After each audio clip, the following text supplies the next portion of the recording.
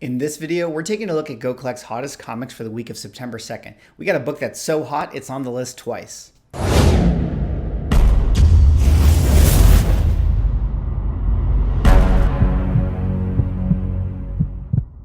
Ladies and gentlemen, welcome back to another video with Swaggle. And in this video, we're taking a look at Go Collect's hottest comics for the week of September 2nd. Now, for those who don't know, Go Collect puts out a weekly article that analyzes the hottest selling comic books based on movement and eBay sales data. And like I like to do on Mondays, let's take a look at the list and see what's trending in the market. But before I get into the books, if you guys could drop me a like or a comment or subscribe if you're enjoying the content, help support the channel, do one of those things, and I would appreciate it. All right, with that being said, I'm sure you guys are still out there enjoying your Labor Day weekend, but we still got hot books to talk about. So let's jump right into the list. And of course, I will put a link in the description if you guys want to do further reading. The article is always written by Matt Tuck, so definitely go check out his work.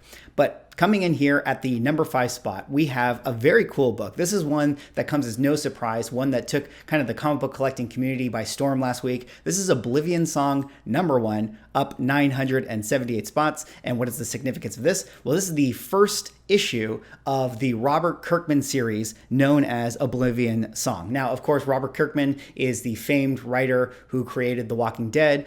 He had this also this other title right here that was called Oblivion Song that came out in 2018. Robert Kirkman, of course, doing the writing, Lorenzo De Felici doing the art, and this book absolutely exploded last week because it was announced that Jake Gyllenhaal, of course, famously, who played Mysterio amongst many other great roles that Jake Gyllenhaal has played, came out and announced that he is actually going to be adapting this comic book into a film with Universal. And like speculators are going to speculate, everybody went crazy for this thing. Everybody was chasing this thing, you know, at the 9.8s, flying off the shelves on eBay. And this is a really, really hot book right now. And Oblivion Song is actually one of those books that I feel like when this came out, you know, I was one of the fortunate people who happened to have picked up this series right when it came out.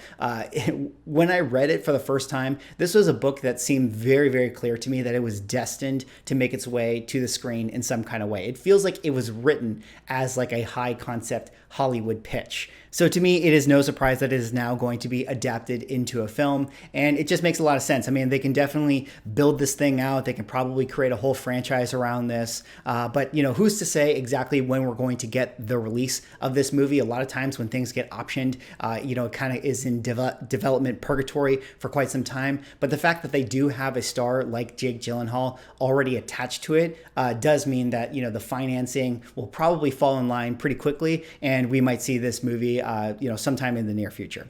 And as we dig into the numbers here, we'll see that there are 9.8s selling fair market value around the $120 range. This, of course, is Go Collect's current listed prices for these books, but I definitely think that these numbers have not been updated as of late because, you know, these things are absolutely flying. I see these things pushing for, you know, 200, 250 on eBay. And then down here at the bottom, of course, as a 2018 book, it's not going to be slabbed at the low grade. But typically speaking, when you go onto eBay looking for this thing at the raw level, you're going to find this book for, you know, around $25 or $30 or so. All right, let's go on now to the next book here. The next book at the number 4 slot is actually an interesting one. This is actually going to be Star Wars number 48, up 982 spots.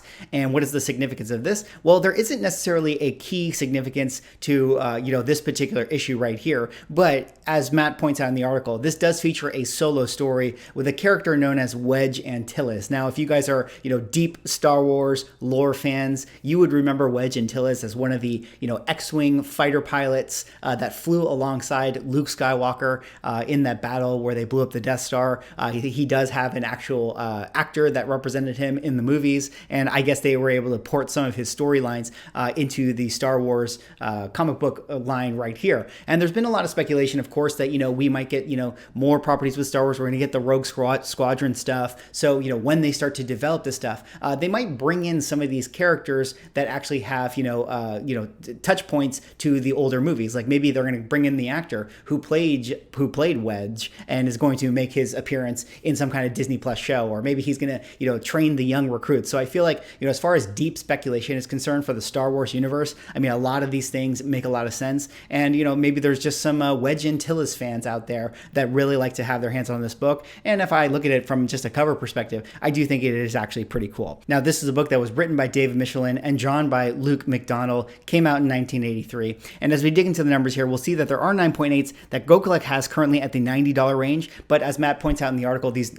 numbers have not been updated. And we actually have seen this book pushing around the $200 range or so. And then down at the bottom, of course, you're not going to see this one slabbed because it is a 1983 book. But typically speaking, when you go onto eBay, you can find this thing around the $15, $20, $25 range or so. All right, let's go on now to the next book here. The next book is actually interesting because this is actually going to be the first of 2 times that this book is going to appear on the list. I think this is actually the first time that, as far as I've been covering this list, I've seen something like this occur. But the number 3 spot is going to be Amazing Spider-Man number 238, newsstand edition, up 982 spots. And what is the significance of this? Well, you guys know this is the first appearance of the Hobgoblin. Now, of course, this being the newsstand edition in 1983, to me actually would suggest that it's not actually more rare than the direct edition.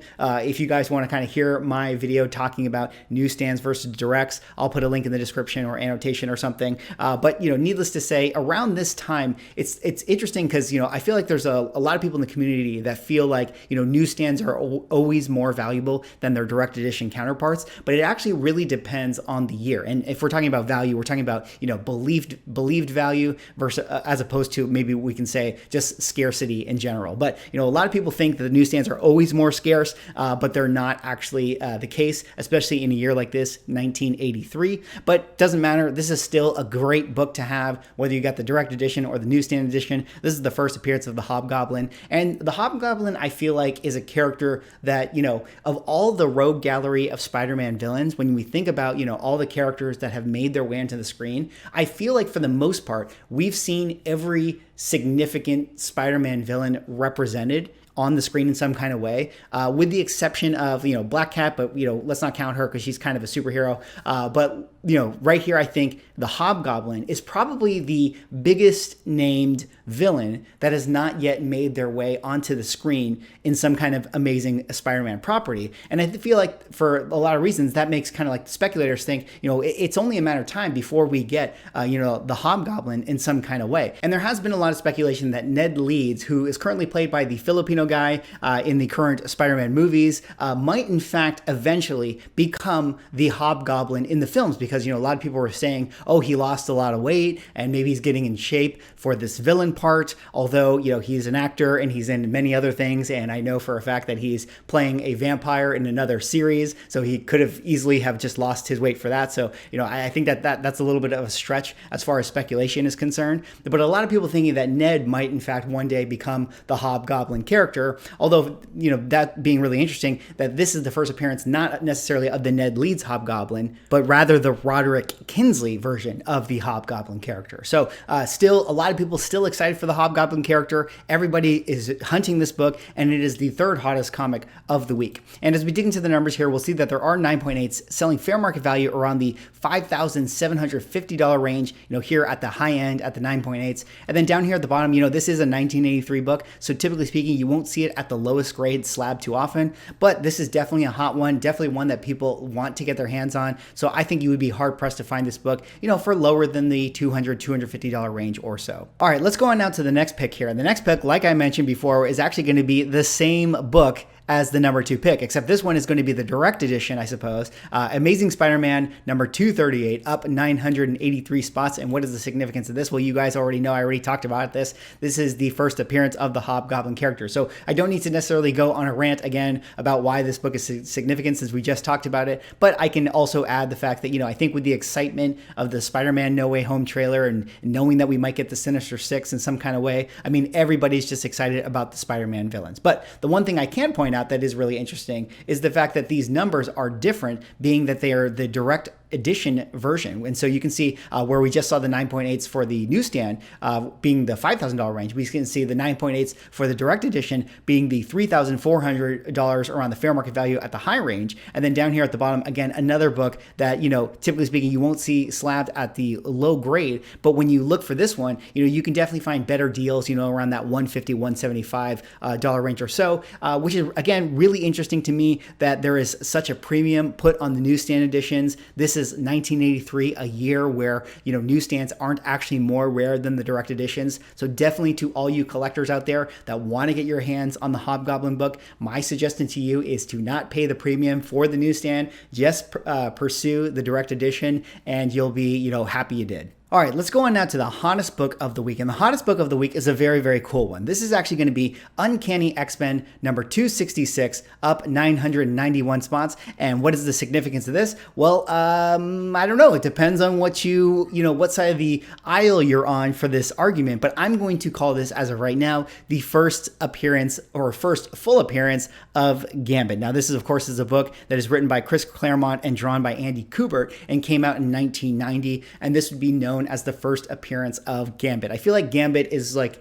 you know, everybody's second favorite X-Men character, or everybody's like a third favorite X-Men character. I mean, definitely a popular character amongst the X-Men group. And, you know, a lot of people, I feel like, kind of growing up around this time, you know, as comic book collectors, we all have an affinity for this Gambit character. And, you know, this is a book that is always hot in the market, always being speculated on, because, you know, we haven't yet to get Gambit right on the silver screen in some kind of way. I mean, we definitely got a version of Gambit in the Wolverine Origins movie, but it felt like that one left a lot to be desired. So it feels like when we get the MCU, you know, if they get Gambit right and they have the relationship with him and Rogue, I feel like this book is absolutely going to go to the moon. Now, of course, there's a lot of controversy over this book being, you know, Gambit's first appearance. As you can see here, Go Collect does in fact list this as the first appearance of Gambit. And if you were to buy this, you know, in a CGC slab, you would see on the label that it would be recognized as the first full appearance of Gambit. But there is that X-Men annual that, you know, a lot of people have been saying, oh, this is the true first appearance of Gambit, as opposed to this one, which would be the first cover appearance and second full appearance.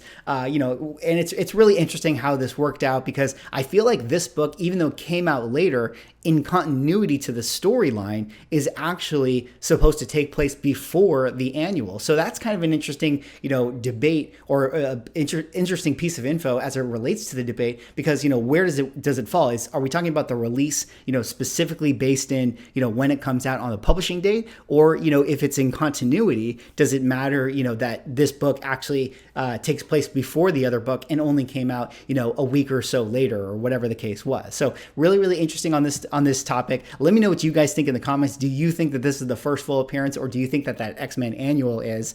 Maybe in the future I'll make a video on this, you know, and kind of really dig in and talk about it. And as we dig into the numbers here, we'll see that there are 9.8s selling around the $1,100 range, a book that has recently surpassed that four-figure range. So, you know, I think it's always a big milestone when you're a Copper Age book and you go past that four-figure range. Definitely kind of puts you into, you know, a special kind of territory. And then down here at the bottom, you know, you won't typically see it slabbed at the low grade, but generally speaking, when I go into eBay looking for raw copies of this thing, you can definitely find a copy around the $150, $200 range or so. Still a hot book, still a great one to have. And when we get Gambit into the MCU, everybody is going to go bananas for that thing.